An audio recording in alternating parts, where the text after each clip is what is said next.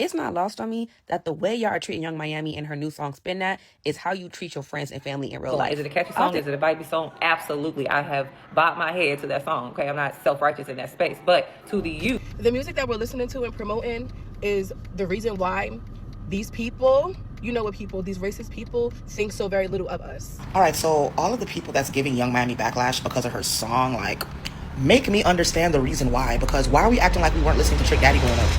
It's your boy Hendo, checking in, coming to y'all with another video, and today we got Young Miami Spin That. Spin that shit. Spin that shit. Spin that shit. Spin that shit.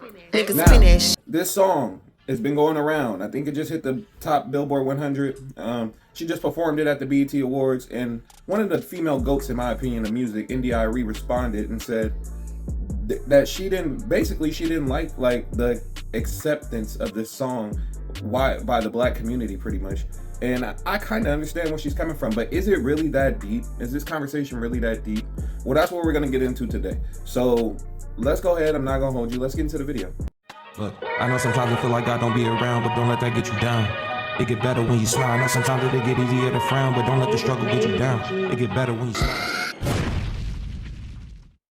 That was legitness. All black men. Hey, y'all, so I make a post on here talking about how much I hate that song, Spin That, you know what I mean? And there's women in my comments saying, oh, it's just a song, it's just a song. That's the problem.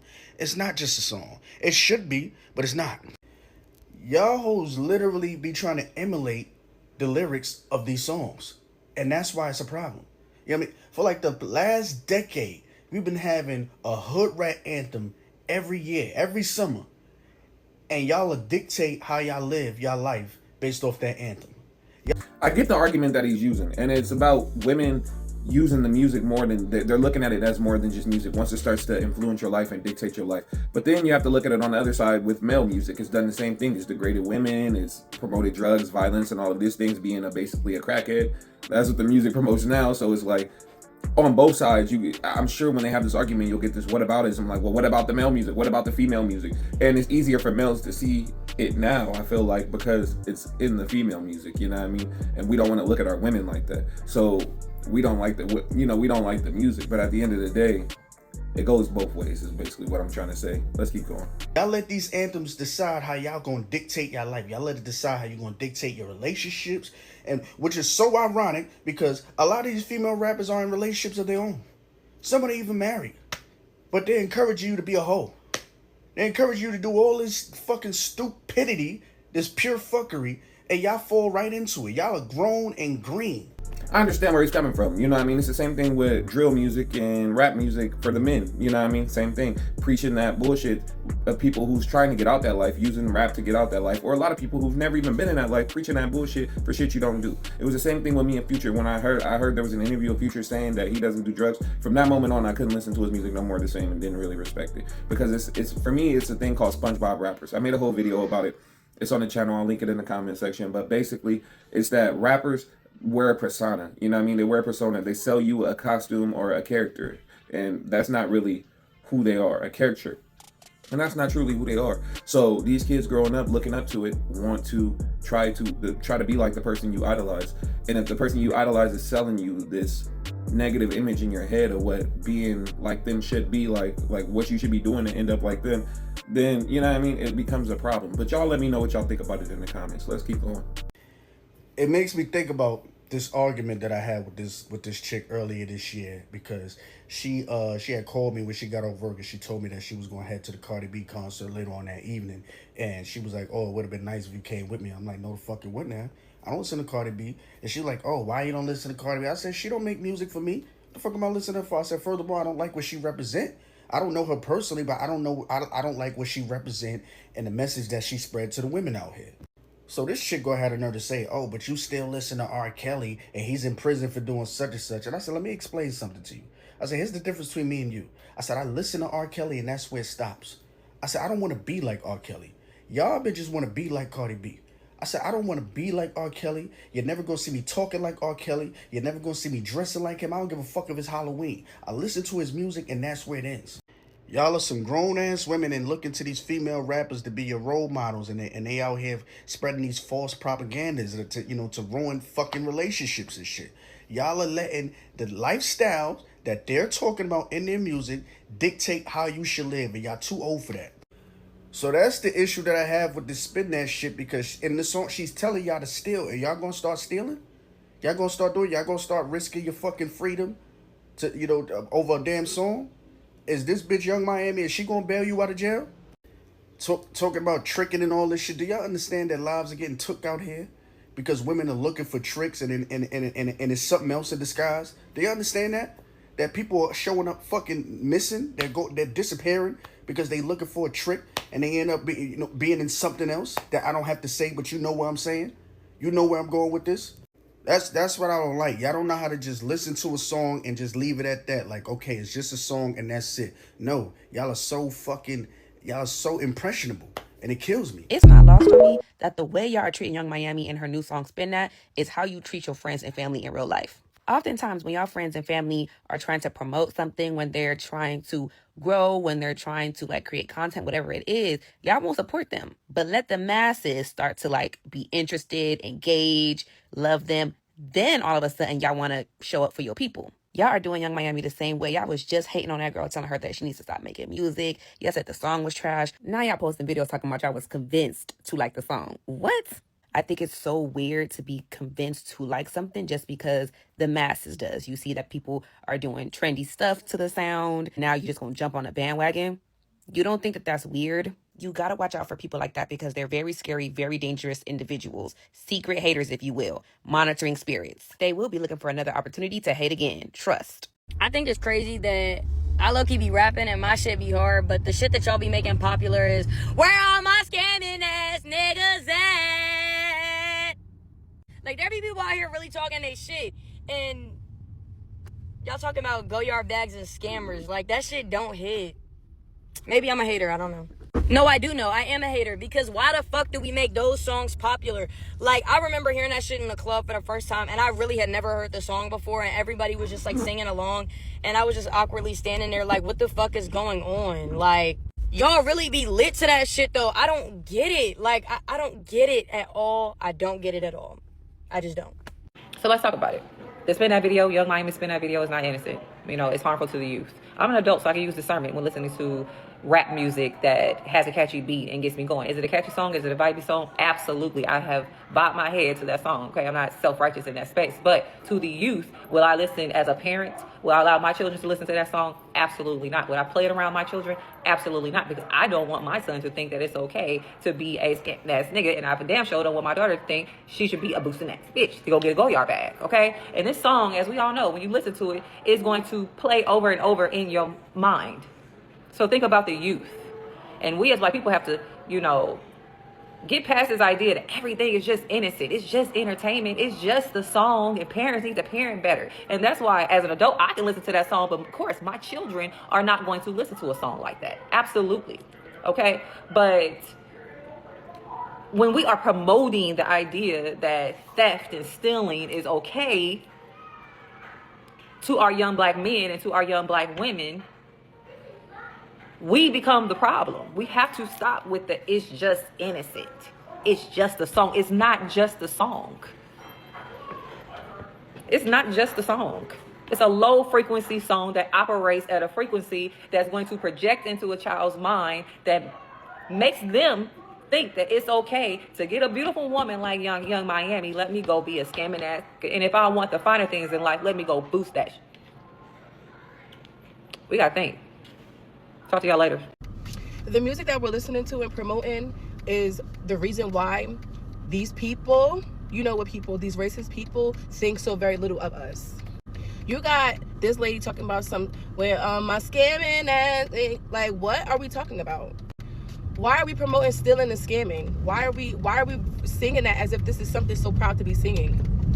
But then when I make posts like the last post that I've been making, they're all under my comments thinking less of us, saying that that's all we're capable of doing is stealing and robbing and not being able to come together as a community because we lack morals and we are influenced by this demonic music that's meant to keep us conditioned. We truly need to do better as a community, and it's going to start with what we are pushing and promoting as a culture. We have to stop promoting that stuff. We have to stop pushing that stuff, and we need to start owning land and starting businesses and educating ourselves. It starts with us. I think the real question here comes down to accountability. Are you going to be the change that you want to see in the world? So basically what I mean by that is, are you personally listening to the artists and supporting the artists that talk about the things that you think should be talked about in music?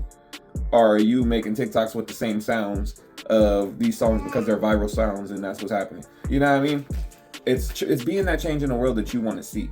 And I think we need to also take our music back. We need to build our own music label. I have a whole video on that. I'll leak it in the pinned comments. I think I already said that, but it'll be down in the pinned comments. I love that video. It describes how we can create our own label that funds our community and also is fair to the artists and fair throughout the whole process to everybody that's involved, especially the music listener.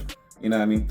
But in that video, I also talk about how Black people need to take accountability for their part played in the music. Financially, we don't play a huge part in promoting this and the continuance of this type of music, the negative music that is coming out of the Black community. We don't monetarily pay for this. It's usually people of other communities who go to these concerts, buy the tickets, pay for the songs and the albums and things of this sort. We usually spoof it, download it, whatever you got to do, right? We usually don't pay for the concert tickets. I'm not saying nobody does that's Black. I'm saying we don't make up a large percentage of the money. So with that being said, that's not our lane. That's not what our problem. You know what I mean? That's an American problem. That they want to pay and promote violence and all of this to the American people. But also, we also have a problem in helping these trends get starting trends based off this music, glorifying this music, living in the stereotypes of the SpongeBob rappers, and altogether looking at this music like it's not an issue at all.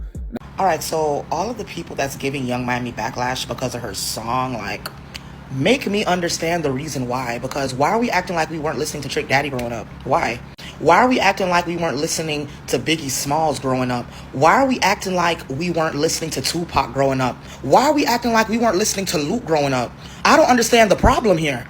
It's a good song and the song is catchy. I ain't gonna lie, I didn't like it at first, but it had to grow on me and I like it. Like, I don't understand the problem. Or you doesn't need to be listening to... Bitch, y'all was listening to, girl, you know that nigga when y'all was in middle school. Cut it the fuck out, like, please. Like, did y'all forget that Biggie said hoes pee when they see me, never hoes creep me in they TP? Like, stop it. Oh, she's sending a bad message. The youth don't need to. Shut the fuck up. Because we was listening to artists that had shit about drugs, alcohol, sex, and all of that shit in they fucking music when we was little. Like, cut it the fuck out. And we all knew it was wrong, but guess what? The songs was catchy. Cut it the fuck out. Y'all pissing me off now. Like, all of these artists that talk about popping pills and all of that, I don't see no posts about them. Young Miami put up a little song, spend that shit, talk about the scammers and the boosters. Oh my God, the youth. Shut the fuck up. Please. Spend that shit. Fuck that. Y'all, at my middle school dance, they played Uncle Luke. Cat D coming, Cat D coming, Cat D. Have y'all ever heard the words to that song? Like, please, leave Young Miami alone. Like, spend that shit. Now, this is one of the arguments I hate the worst because I just don't like when people are like, well, we did it as a kid. I think that's a whole white supremacist talking point as progression is a problem. That's why they get mad at progressives. Now, I don't agree with everything progressives say or do or stand for, but at the end of the day, progression, advancement, things like that should be the goal of the human race in general. It doesn't matter who you are. You should always want to get better. We should always want to make things better for us, the human race as a whole, our race, our country, our town, our city, our state, you know what I mean? Whatever, make your life better, your life, your loved ones' lives. People you impact while you're on this earth. We should all be here to progress in life and make the world a little bit better for the next generation. That's how I feel. So using a argument of, well, we did this and we did that and we did this does nothing but say to me that it doesn't matter. It really doesn't matter what we do. It really is no progression to be had. You know what I mean? We need to sit back and do the same things over and over. We can see problems in our communities and not make changes. And when we're talking about music, a lot of the things that we know now, the information that we have access to now, the studies being done now on music and things like that, and the influences on your life, our parents didn't know that back then, so it was easy for them to throw that on and just say, oh, it's just music. But now that we understand and we've done more research on these things, I think it's a important thing to do. It's important to take a stand on it, you know what I mean? Stand on some shit. Stand on making it better for your community. It don't matter how many people don't want to see change. Change is uncomfortable, but we need change, you know what I mean? Let's keep going. Y'all have been making fun of Young Miami, but Spin That is actually about how Ronald Reagan negatively impacted the Black community through his policies. Let's get started with the name. Spin That is a reference to Reaganomics and how his policies have led to a great amount of the wealth and equality we experience to this day. Young Miami specifically chose to use AAVE in the title Spin That because she wanted to pay homage to the Black community who suffered a lot as a result of his policies. This is for my scammers and my get money bitches, is Carisha shouting out non-violent offenders and people who are trying to find a way to escape poverty in ways that may or may not be legal. Furthermore, she says, where all my scamming ass niggas at? Where they at? Spend that money fast, spend that. Young Miami specifically chose to call these young Black men scammers as a reference to how over-policing and racial profiling calls for people to be seen as criminals regardless of whether they committed a crime or not. Spend that money fast is a reference to how poor financial literacy resulted in a rise of capitalism and how people felt the need to spend their money instead of investing it. Hang out the drop screaming, fuck the cops, fuck 12, is a reference to how mass incarceration as a result of Reagan's policies has led to a negative relationship between police officers and members of the Black community. He spent the fuck out of that narrative, didn't he? He spent that shit. What the fuck? Like, all right, maybe I'm wrong, and that's truly what she had in mind when she was making the song. And that's another perspective we could look at as, you know, assuming it'll make an asshole out of you and me, you know what I mean? So maybe he's right. Maybe that's what the song is about, Reaganomics and those sorts. Okay, all right. Nah, but in all honesty though, it's been your boy Hendo. I appreciate y'all for checking in though. This last clip right here sums up my thoughts pretty much on the whole situation. But after this clip, y'all let me know what y'all think in the comments. It's a reason why some people keep crashing out, and it's not just their environment. It's what they're listening to every single day. A recent study came out again showing how music influences behavior. But I don't think people really understand how deep that actually goes. Because music isn't just entertainment, it's repetition. And repetition is conditioning. And what you repeat eventually becomes normal. When you listen to crash out drill music all day, violence stops sounding extreme. And not because you're a bad person, but because your brain adjusts to what it hears repeatedly. And what people don't think about is you're not just conditioning yourself, you conditioning your children and everyone around you too. People allow their sons to listen to drill music all day and then wonder why they grow up aggressively and emotionally reactive and idolizing crash out behavior. Because to them, that lifestyle isn't dangerous or risky, it's familiar, even if they didn't grow up living it themselves. That familiarity, it creates acceptance. And it's the same thing with daughters. Playing nothing but hypersexualized music, glorifying sex work, glorifying attention, glorifying validation, then people wonder why their daughters grow up thinking attention equals value. It's because children, they don't separate music from reality. They absorb it. And it's because music is one of the most powerful teachers of culture. And the deeper part is music, it doesn't just influence behavior, it influences identity. And if you think I'm lying, ask many people who grew up listening to Jay-Z, Gucci, Jeezy. I'm not saying it's their fault, but a lot of us wanted to hustle or actually hustle because we were influenced by the lyrics in their music. I remember when Jeezy dropped TM101, one of the best albums ever in my opinion. I remember the impact it had culturally. And if you was growing up around that time, you know exactly what I'm talking about. Because when you listen to music repeatedly, you start seeing yourself in the lifestyle that you're hearing. And it's even more dangerous today. And I'm not saying this right, but when I grew up, rappers rapped about selling drugs, getting money, buying big homes, having cars, having jewelry. But today, they primarily rap about doing drugs and being drug abusers, being suicidal and sad, depressed. This heavily impacts the youth today. And it's why I personally really don't listen to crash out drill music. And I definitely don't play it around children. Because you can't say you want peace while constantly feeding your mind chaos. You can't say you want discipline while steady feeding your mind impulsiveness. Which is why I listen to instrumentals, inspirational music, jazz music, get money music. Because what you listen to quietly shapes the person that you become. And most people don't realize that music is one of the most consistent influences in your life. You might listen to music for 2 to 4 hours a day. That's more time than most people spend reading, learning, praying, or even thinking intentionally. So the question becomes, if music is programming your mind, who is doing the programming? Because whether people realize it or not, you're not just choosing music, you're choosing influence. And what you're listening to daily might be shaping your future more than you think.